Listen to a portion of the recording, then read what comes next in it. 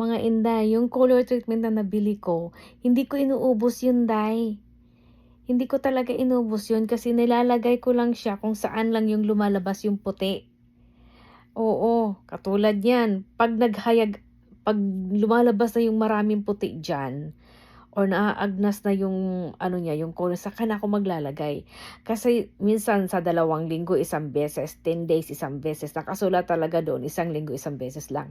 Binabad ko siya ng 25 minutes, nakalagay doon is 10 minutes lang. Pero may nakasulat naman doon na pwede niyong ibabad ng matagal, ang bilis ko magsalita 'no, puwede naman ibabad ng matagal kung sakaling sa tingin-tingin niyo or sa naranasan niyo ay hindi naman masyadong kumapit ng 10 minutes, kaya nagbabad ako ng 25 minutes. Pero satisfied na ako do'n mga inday. Kasi kahit pa hindi yan siya nag-full cover, okey lang yan sa akin. Ang importante lang naman ay hindi siya masyadong maliwanag. Maliwanag na maliwanag talaga yung puti dahil ang tanda talaga tingnan day 'pag maraming puti. Wala namang masama sa matanda dahil lahat naman tayo tatanda.